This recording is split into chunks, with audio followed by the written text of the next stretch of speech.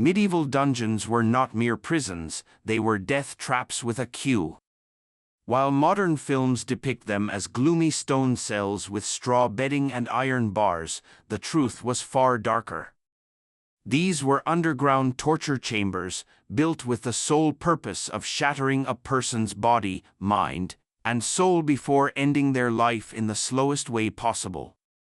Here's a chilling fact: nearly 85% of those thrown into medieval dungeons died within weeks, not due to execution, but from starvation, disease, and conditions so harsh that even today's maximum security prisons would seem like luxury resorts in comparison.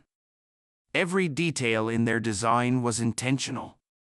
Medieval dungeons were precision-built instruments of suffering, crafted by people who understood exactly how to extract the maximum amount of human pain. Entering one was essentially a death sentence, just dragged out in the cruelest way imaginable. What follows will make you thankful for every basic right you have, and wary of how quickly a society can descend back into organized brutality. Dungeons didn't appear overnight. They developed slowly, becoming history's most efficient machines of misery through calculated evolution. The way ordinary people managed extraordinary cruelty says something unsettling about human nature itself. It began around 800 AD, when Charlemagne's legal reforms officially recognized imprisonment as punishment. At first, these underground chambers were meant to hold criminals briefly before trial. But the real horror emerged when authorities realized that long-term confinement could be even more effective than swift execution. By 1000 AD, dungeons existed in nearly every major castle, monastery, and city. But the true systematization came from an unexpected force: the Catholic Church. In 1252, Pope Innocent IV issued Aterpanda, a decree officially sanctioning torture to extract confessions from heretics. This wasn't the work of a rogue leader, it was institutional policy, turning torture into a sacred duty. Under this doctrine, dungeons evolved from crude cells into highly advanced psychological warfare facilities. Medieval theologians argued that extreme suffering could save souls by forcing repentance. In other words, they weaponized compassion into cruelty. Different regions developed their own horrifying specialties, like franchises of pain. The Tower of London became infamous for executing political enemies, while the Chateau d'Annecy perfected drowning chambers, where water levels could be controlled to create weeks of psychological torment before death. One of the most feared innovations was the oubliette, French for a forgotten place.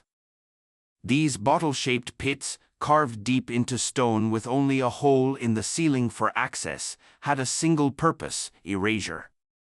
Prisoners were lowered in and abandoned, no trial, no verdict, no execution, just darkness and starvation until death. Dungeon design made their purpose clear: they weren't for rehabilitation, but for total spiritual and mental destruction. There were no windows, no ventilation, and no drainage. Built 20 to 40 feet underground, the screams of the dying never reached the surface. Walls were often curved inward to intensify claustrophobia. Over time, builders began competing to create even more terrifying structures.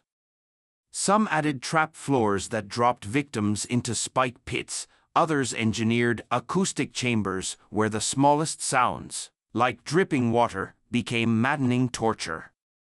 The true aim wasn't to hold prisoners, it was to methodically dismantle their sanity. By the late Middle Ages, dungeon building had become a specialized craft. Master builders traveled between castles, trading techniques for the most effective ways to destroy human dignity. The punishment should be worse than the crime and the process worse than the punishment itself. What could land you in a dungeon reveals how precarious life was when basic survival could be criminalized. The hierarchy of medieval crimes reads like a catalogue of paranoia. At the top, crimes against the church. Heresy, witchcraft, blasphemy. These charges were impossible to disprove. Accused of heresy. Your denial proved your guilt because true heretics obviously lie. Accused of witchcraft. Any village misfortune, crop failure, livestock disease, someone's death became evidence of your supernatural malevolence. Joan of Arc's case illustrates the arbitrary nature perfectly. Burned alive for heresy, but her actual crime was wearing men's clothing and claiming divine visions.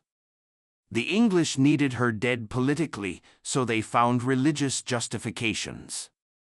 Her trial transcript shows how authorities twisted any behavior into evidence of supernatural evil. Crimes against nobility were equally broad and fatal. Treason meant anything from actual rebellion to failing to show proper difference. William Wallace endured 6 hours of systematic torture before execution, not for being a military threat, but for challenging social order. His punishment was designed to terrorize anyone considering resistance. Here's where medieval justice gets twisted.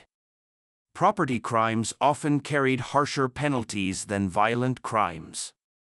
Stealing anything worth more than 12 pence meant hanging, while killing someone in a duel might result in a fine. Property was more valuable than human life. Medieval law created bizarre crime categories that revealed deep social anxieties. Barry, being too competent as a lawyer because skilled advocates might undermine judicial authority. Forestalling, buying food before it reached public markets during scarcity, night walking, women moving alone after dark because female independence threatens social stability. Women faced unique crimes related to their supposed roles. The scold's bridle, a metal device locked around women's heads for talking too much or expressing opinions forcefully. Female adultery was punished far more harshly than male adultery. Prostitutes face branding with hot irons while their customers faced no consequences. Religious minorities faced systematic criminalization, making normal life impossible.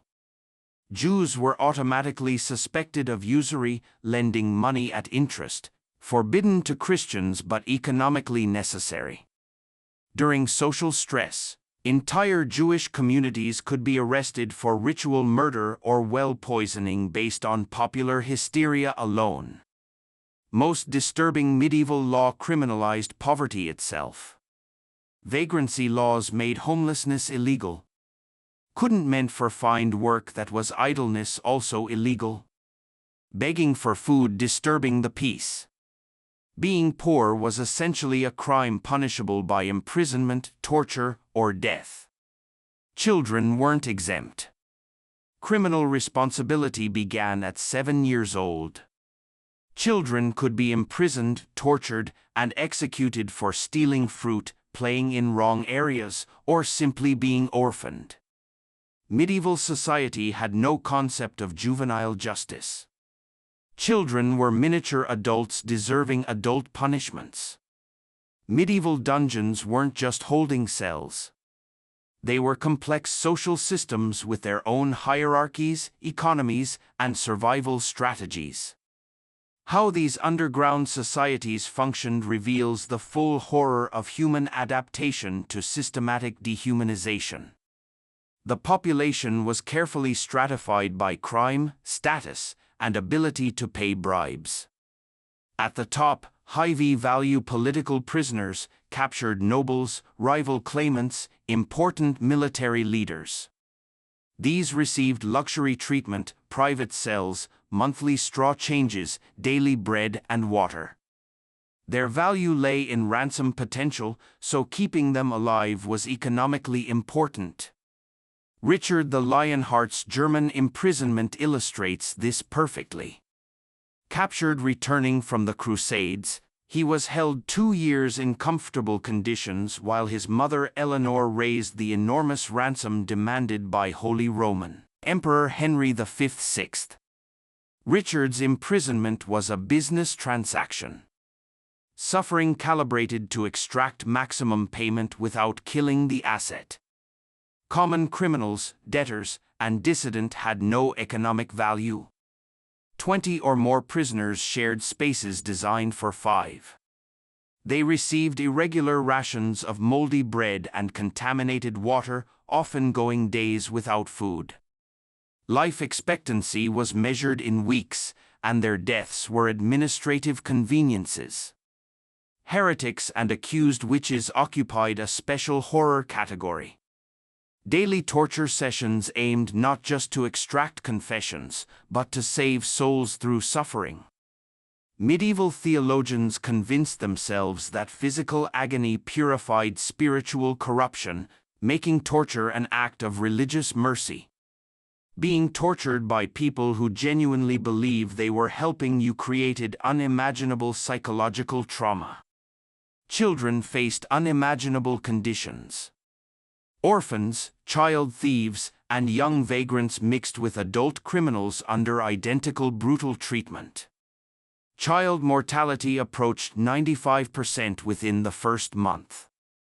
Survivors often became servants or sexual victims of adults, trading their bodies for protection and food scraps. The internal economy ran on corruption, violence, and desperation. Guards sold basic necessities to those who could afford them. Clean straw cost a week's wages. Relatively clean water could bankrupt families keeping relatives alive. Fresh bread was more valuable than gold. Prisoners developed hierarchies based on survival length, strength, and criminal reputation. Veterans who survived months became informal leaders controlling resources and information.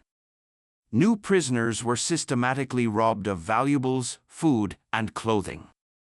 The strong preyed on the weak with shocking brutality. Sexual violence was endemic in mixed-gender dungeons. Women were routinely raped by guards, male prisoners, and sometimes other women establishing dominance. Pregnancy meant death. No medical facilities, no clean childbirth conditions, no infant care resources. Most pregnant prisoners died in childbirth. Babies rarely survived days. Psychological adaptations reveal the full horror. Many retreated into catatonic withdrawal, escaping reality through mental shutdown. Others created elaborate fantasy lives where they retained dignity and hope. Some turned to extreme religious devotion, convincing themselves their suffering was divinely ordained. Most disturbing was how quickly ordinary people became complicit in cruelty. Prisoners informed on each other for small advantages. They participated in abusing weaker inmates to avoid becoming victims. They stole food from dying prisoners, justifying it as survival necessity. The dungeon system corrupted everyone it touched, turning victims into perpetrators and destroying the moral foundations that held communities together. Medieval torture wasn't random violence. It was sophisticated pain technology designed to extract confessions, punish specific crimes, and terrorize populations. The systematic nature reveals how ordinary people become participants in extraordinary evil when cruelty gets institutionalized and justified. Torture methods varied by crime type and victim social status. Religious crimes, heresy, witchcraft, blasphemy, were considered most serious because they threatened the spiritual order holding the universe together. These required psychological devastation alongside physical agony. The strap-a-do was preferred for extracting heretic confessions. Victims' hands were tied behind their backs and attached to ceiling pulleys. They'd be lifted by their arms, dislocating shoulders, then dropped suddenly to increase damage. Weights on feet made pain unbearable. The beauty, it could continue for hours without killing the victim. The Spanish boot slowly crushed the leg bones methodically. The victim's leg was placed in a metal boot tightened with screws. As pressure increased, bones cracked audibly, often more psychologically devastating to witnesses than victims. It could reduce a human leg to pulverized tissue while keeping the victim conscious and speaking. Political crimes demanded publicly visible, symbolically meaningful methods. Drawing and quartering was theatrical state power performance. Victims were dragged through streets tied to horses, hanged until nearly dead, disemboweled while alive, then beheaded and quartered. Each stage had meaning. Dragging represented social fall. Hanging showed justice. Disemboweling exposed inner corruption. Quartering completely destroyed identity. Flaying, removing skin while alive, was reserved for the most serious political crimes. The process took hours if done skillfully, with victims conscious throughout. Witnessing a human reduced to exposed muscle and bone while breathing and screaming demonstrated absolute political authority over individual existence. The brazen bull combined physical agony with psychological terror. Victims were locked inside hollow bronze bulls, heated over fires, slowly roasting alive. The cruel twist. Acoustic chambers transformed screams into bull-like bellowing, dehumanizing victims even as they died. Moral crimes, adultery, prostitution, homosexuality required humiliation alongside pain. The pillory exposed victims to public abuse while immobilizing them. Citizens threw rotten food, waste, and stones at pilloried criminals. Psychological damage from public spectacle often lasted longer than physical injuries. The ducking stool targeted women accused of being scolds, talking too much or expressing opinions forcefully. Victims were strapped to chairs on lever systems that repeatedly plunged them underwater until near drowning, then pulled up to recover, then dunked again. The process continued for hours. Many died from water inhalation or hypothermia. Medieval torturers developed sophisticated psychological techniques, breaking victims without permanent physical damage. Water torture involved placing cloth over faces and slowly pouring water, creating drowning sensations without death.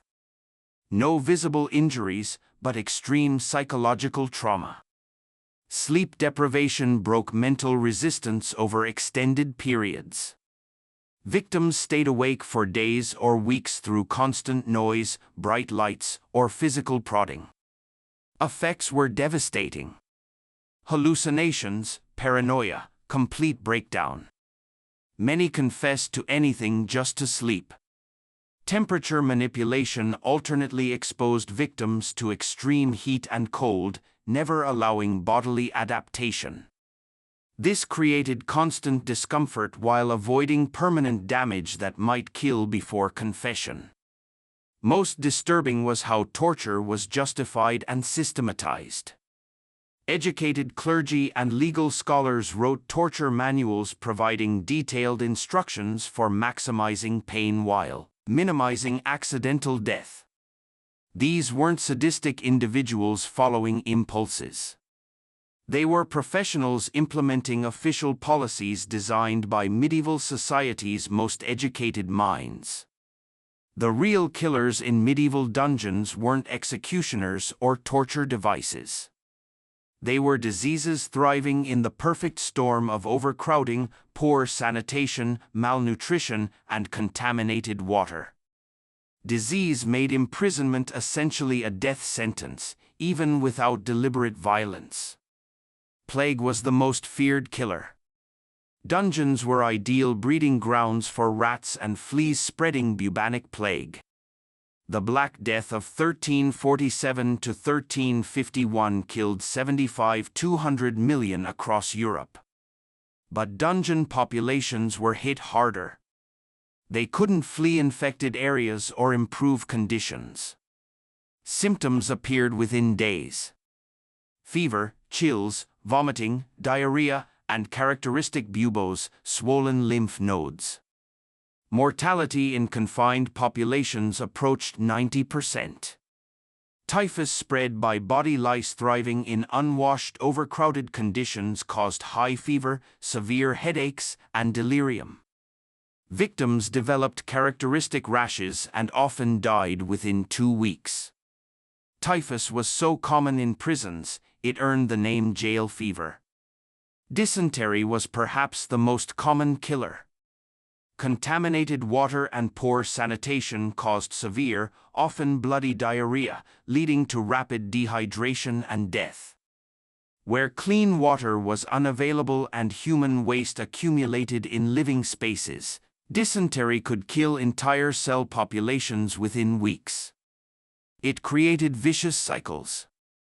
Victims became too weak to maintain basic hygiene, spreading infection to others. Tuberculosis thrived in confined, poorly ventilated spaces. The disease spread through airborne droplets when infected prisoners coughed, making infection almost inevitable in close quarters. TB was a slow killer. Victims wasted away over months, coughing blood and becoming progressively weaker. The prolonged nature meant infected prisoners spread it to many others before dying. Malnutrition was systematically fatal. Prison rations were calculated to keep prisoners alive just long enough to serve their purpose. Extracting confessions, awaiting trial, or providing labor. The typical diet: moldy bread, thin GRL, contaminated water. This lacked essential vitamins, causing scurvy, beriberi, and quashior. Scurvy was particularly horrifying. Victims' teeth loosened and fell out. Gums bled constantly and old wounds reopened as bodies lost the ability to maintain connective tissue. Watching your body literally fall apart was often as devastating as the physical symptoms. Infected wounds were death sentences without antibiotics, antiseptics, or basic wound care. Gangrene was common and usually fatal. The smell of rotting flesh from gangrenous wounds added to the already overwhelming dungeon stench. Body disposal reveals complete dehumanization. Dead prisoners were removed weekly if authorities remembered. Bodies were dragged out like garbage and thrown into mass graves or fed to pigs. No identification, no family notification, no religious ceremonies. People simply disappeared as if they'd never existed. The psychological impact on survivors was devastating.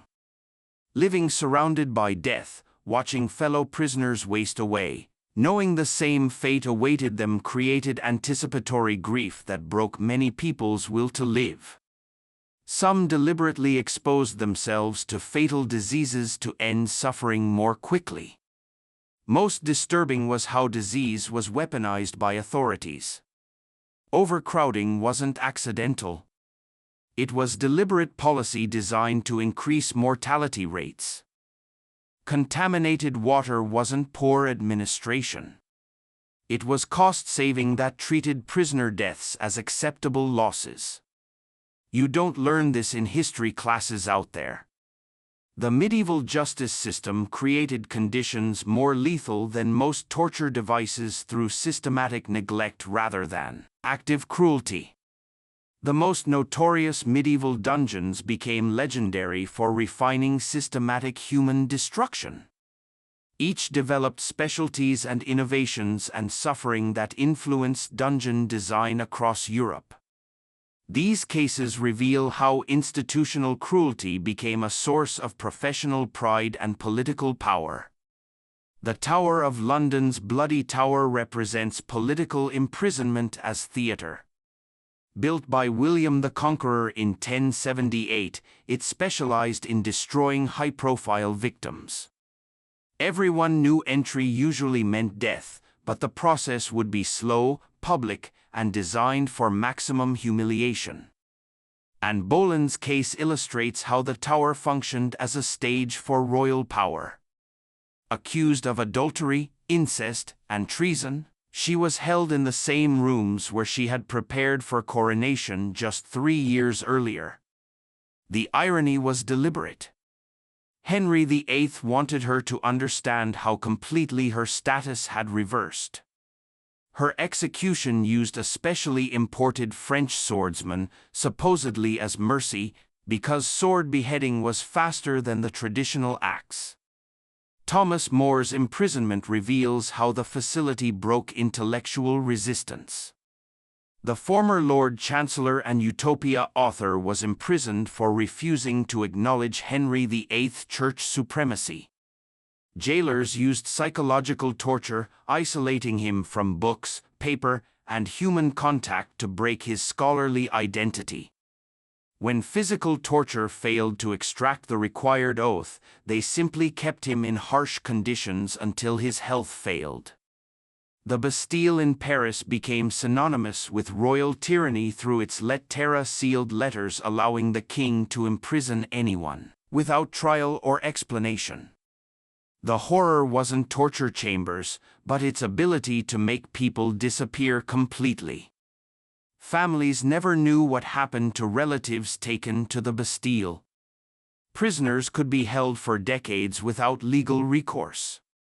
The most famous Bastille prisoner was the man in the iron mask.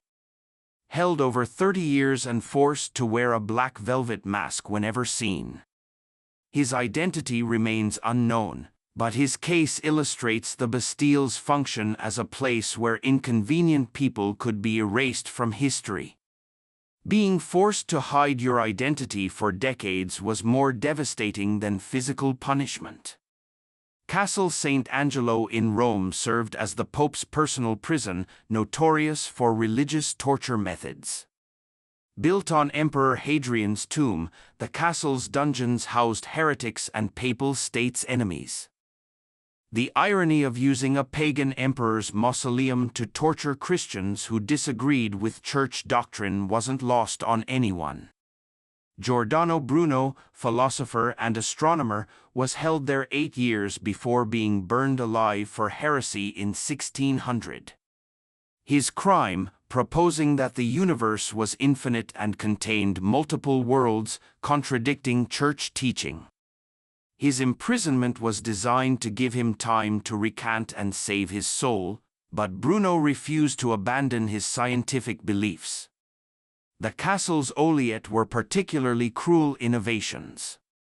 These bottle-shaped chambers were carved into rock foundations, accessible only through ceiling holes. Prisoners were lowered down and literally forgotten. Some were designed to flood during heavy rains, creating psychological terror of potential drowning lasting hours or days. The Chateau d'Inson pioneered drowning chambers, dungeons with controllable water levels that could slowly flood for prolonged psychological torture. The Marquessade was imprisoned there 13 years. His writings revealed the psychological impact of living under constant drowning threat. Water levels were controlled by guards who could raise or lower them, based on prisoner cooperation. These dungeons shared systematic features revealing medieval imprisonment's nature. All were designed to be psychologically devastating and physically uncomfortable. They used architecture as a weapon: narrow spaces, no natural light, poor ventilation, acoustic properties, amplifying suffering sounds.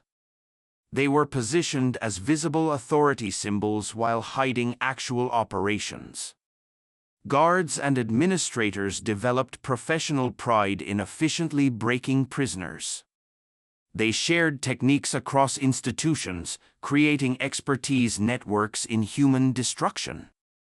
Torture became a skilled trade with apprenticeship systems and professional standards.